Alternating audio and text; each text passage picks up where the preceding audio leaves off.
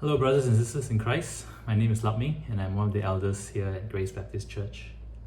We are coming to the end of the circuit breaker period after almost 2 months of staying mostly at home with the occasional grocery runs and some occasional exercise. My family and I have been doing okay. Winnie and I are working from home, and our teenage children, Ethan and Esther, are coping all right, with home-based learning initially and now coming to the end of their early school holidays. Over the course of the last 2 months, we've been living in very close proximity, seeing each other 24/7. But I thank God that He has preserved us and allowed us to live together relatively peacefully. People say that this period of isolation actually works better for introverts than they do for extroverts. And because my family are all introverts by nature, it's going to be a piece of cake for us, right? Actually, true, but not quite true. It might be true for the first couple of weeks, as the thought of actually not having to interact with people does energize some of us. But as the days go by, the lack of interaction begins to take its toll. I, for myself, begin to feel yearning for more meaningful connection, even at work, definitely at church. And I see the lines between home and work getting more blurry, right, as the days go by, and I find myself, working almost every waking hour, even on weekends. But I'm glad our CG has been able to meet weekly after service, to catch up, to pray for one another, and so that's been an encouragement. But as we come to this end of the circuit breaker period, we are always inundated with so much information, 3 phases opening up. I think it's becoming clearer that really nothing much is going to change for most of us, at least for the next few months. Most of us will still be working from home. We're not able to worship together in church. We can't even meet as a small group. I think even for an introvert like me, I begin to wonder, just how long more, Lord? How long before we can go back to our normal lives? It doesn't help that, whenever we turn on the news, there's only one topic, or even the social media feed, the same one topic. But the Lord reminded me this week that through the book of Colossians, that while we're living in this world, our focus should be heavenward. Our hearts should be set on things above, because that's where we ultimately belong and where we have been bought with a price. So in Colossians chapter 3, verses 1-4, it says this: "If then you have been raised with Christ, seek the things that are above, where Christ is seated at the right hand of God. Set your minds on things that are above, not on things that are on earth. For you have died, and your life is hidden with Christ in God. When Christ, who is your life, appears, then you also would appear with Him in glory." It's a timely reminder for me. And while the whole world is focused on this COVID-19 situation, we are to seek the things that are above, where Christ is seated at the right hand of God. We're to focus on Christ amidst the situation we're in, or even regardless of the situation that God has put us in, because we have been raised with Christ, who is above, the heavenly realms. Not only that, verse 2 says something similar, right? We need to set our minds on things that are above, not on things that are on earth. That sounds difficult because we're not wired that way. We see, we feel, we touch, we live in this world. That's the reality that we know.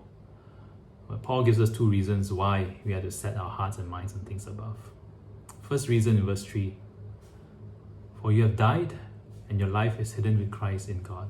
So in other words, we are no longer belong to this world, but we belong to Christ because we have died to this world. He has hidden our life in Him, and we belong to Him, who has redeemed us away from this world of darkness into light. And that's the reality we need to keep reminding ourselves. Second reason is in verse 4. It says, "When Christ, who is your life, appears, then you also will appear with Him in glory." That means we have to focus on things above because Christ will come again, and that we'll meet Him face to face and be glorified together with Him in a world where there will no longer be any pain, sorrow, or tears, or even diseases. That's the world we belong in, not this world now. And we need to keep reminding ourselves of this reality. And so I think of, how do I apply then this to my life today? I think the question I really have to ask is, what does it mean to focus, to seek, and to set our minds on things above? A couple of thoughts came in. First, it doesn't mean that we have to disengage from this world and to live a life of isolation and being secluded from everyone else. I think on the contrary, we have to seek after what Christ sought after when He was here on earth. He sought the glory of God while living and engaging in this world. So to me, seeking the things that are above means to seek after Christ who is above and follow his lead in making his priority my own priority as well. And secondly, we have to seek after things that have eternal value, things that will last beyond this earth. Jesus says, that heaven and earth will pass away, but his words will not. Paul says in 1 Corinthians 13, now faith, hope, and love remains. These three, but the greatest of these is love. And these things cannot exist in a vacuum or in isolation. It needs to be practiced in a community. And that's how God has wired us. And so while I may enjoy some days of the convenience of not having to meet with people and being alone, I'm reminded that I really need to engage this world through the eyes of Christ and seek to encourage one another in Christ, all the more as we see the day approaching. Friends, even though we are at the end of this circuit breaker, life as you know it will not be back to normal. In fact, we will have to get used to a new normal. We won't be able to worship together in church for some time. Even meeting in small groups will have to wait. And as we face up to this new reality, let us be reminded of our spiritual reality, of us being in Christ and belonging to him.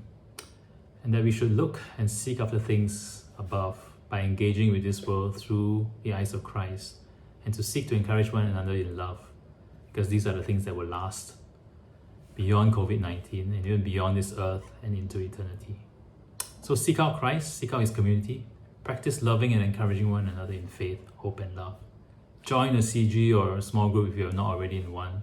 And I think with current technology, although not ideal, that still allows us to be engaged and involved in building each other up and building up the church of God.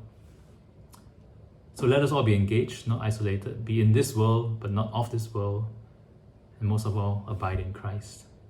Thank you all for listening. Till we are able to meet again face to face, let's continue to abide in Christ, continue to stay safe, stay healthy, and stay engaged in his community. God bless you all.